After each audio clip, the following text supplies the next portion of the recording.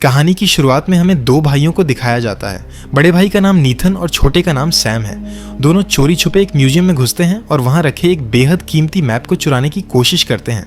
नीथन अपने छोटे भाई सैम से कहता है कि यह कोई आम मैप नहीं है, बल्कि यह एक बहुत बड़े और अनमोल खजाने तक पहुंचने का रास्ता दिखाता है। नीथन जैसे ही फ्रेम खोलकर उस मैप को निकालने वाला होता है, तभी पीछे से गार्ड्स आ जाते हैं और दोनों भाइयों को पकड़ लेते हैं। चूंकि दोनों अनाथ होते हैं, इसलिए पुलिस उन्हें वापस अनाथ आश्रम ले जाती है। आश्रम की हेड लेडी को जब पता चलता है कि ये दोनों फिर से चोरी करते पकड़े गए हैं, तो वह बहुत गुस्सा हो जाती है, क्योंकि यह पहली बार नहीं था। बार बार समझाने के बावजूद नीथन चोरी की आदत नहीं छोड़ रहा था।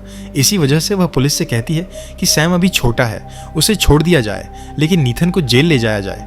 नीथन जेल नहीं जाना चाहता था, इसीलिए वह वहां से भागने का फैसला करता है। वह सामान पैक करने के बहाने अपने कमरे में जाता है और भागने की तैयारी करता है। तभी सैम वहां पहुंच जाता है। सैम रोते हुए कहता है कि वह अपने भाई के बिना नहीं रह सकता।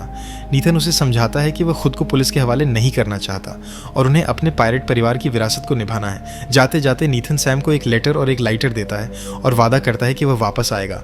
नीथन के जाने के बाद जब सैम लेटर खोलता है तो वह पूरी तरह खाली होता है, लेकिन जैसे ही वह लाइटर से पेपर को गर्म करता है, उस पर छुपा हुआ मैसेज उभर आता है, जिसमें लिखा होता है कि वे लोग पायरेट्स की फैमिली से हैं। इसके बाद कहानी 15 साल आगे बढ़ती है। अब सैम जवान हो चुका है और एक बार में काम करता है। बाहर से वह सामान्य दिखता है, लेकिन अंदर से आज भी अपने बड़े भाई के लौटने का इंतजार कर रहा है। उसी बार में उसकी मुलाकात एक खूबसूरत लड़की से होती है, जिसके सामने वह अपने पुराने चोरी के हुनर दिखाता है और चुपचाप उसका ब्रेसलेट चुरा लेता है। यहीं हमें पता चलता है कि सैम ने अपनी आदतें अब तक नहीं छोड़ी हैं।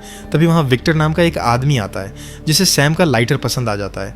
विक्टर लाइटर खरीदना चाहता है, लेकिन सैम मना कर देता है, क्योंकि वह उसके भाई की निशानी है। इसके बाद विक्टर असली बात पर आता है और सैम से कहता है कि उसे उसके भाई के बारे में पता है और वह जानता है कि नीथन कहाँ है।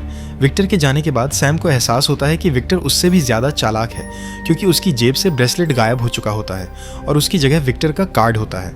सैम सीधा विक्टर के घर पहुंचता है, जहां उसे वही पुराना मैप दिखता है, जिसे वह और उसका भाई 15 साल पहले चुराने गए थे। विक्टर सैम को बताता है कि यह खजाना असली है और उसी खजाने के पीछे वह और नीथन साथ में निकले थे, लेकिन 2 साल पहले नीथन गायब हो गया। सैम पहले मना करता है, लेकिन भाई का नाम सुनकर आखिरकार विक्टर के साथ काम करने के लिए तैयार हो जाता है। विक्टर सैम को बताता है कि खजाने तक पहुंचने के लिए 3 खास चाबियों की ज़रूरत है। एक चाबी उनके पास होती है, दूसरी नीलामी में बिकने वाली होती है और तीसरी किसी और के पास। नीलामी वाले दिन सैम और विक्टर प्लान बनाकर चाबी चुरा लेते हैं। इसी दौरान उनकी मुलाकात फ्रेजर नाम की लड़की से होती है, जो विक्टर को पहले से जानती होती है और जिसके पास तीसरी चाबी होती है। फ्रेजर शुरुआत में साथ देने से मना करती है, लेकिन बाद में धोखे से दोनों की चाबी चुराकर भाग जाती है। मजबूरी में फ्रेजर वापस टीम में शामिल होती है और तीनों एक चर्च के नीचे बने सीक्रेट रास्ते तक पहुंचते हैं। अंदर कई जानलेवा ट्रैप्स होते हैं, तीर चलते हैं, पानी भरने लगता है, लेकिन किसी तरह वे बच निकलते हैं। आखिरकार उन्हें असली नक्शा मिल जाता है, लेकिन यहीं फ्रेजर सैम को धोखा देती है और मैप ऑफ चाबियां लेकर भाग जाती है। सैम को होश आने पर विक्टर उसे सच्चाई बताता है कि लैला नाम की एक लड़की ने उसके भाई नीथन को मार दिया था। ये सुनकर सैम टूट जाता है, लेकिन अपने भाई के सपने को पूरा करने का फैसला करता है। दूसरी तरफ हमें पता चलता है कि फ्रेजर और लैला एक बड़े बॉस के लिए काम करती हैं। लालच में लैला अपने बॉस को ही मार देती है। इसी अफरा तफरी में सैम और विक्टर मैप वापस चुरा लेते हैं। आगे कहानी एयरप्लेन, कार्गो और समुद्र तक पहुंचती है, जहां सैम और फ्रेजर किसी तरह जिंदा बचते हैं। फ्रेजर एक बार फिर सैम को धोखा देती है, लेकिन सैम पहले से चाल चल चुका होता है और असली लोकेशन अपने पास रखता है। आखिरकार सैम उस जगह पहुंचता है जहां 2 प्राचीन जहाज़ों में बेशुमार सोना छुपा होता है। विक्टर भी वहां पहुंच जाता है।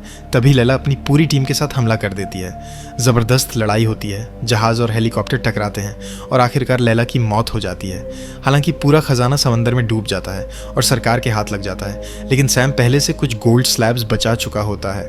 कहानी के अंत में हमें कि नीथन मरा नहीं है, बल्कि वह एक जेल में जिंदा है। इसी के साथ ये कहानी खत्म हो जाती है।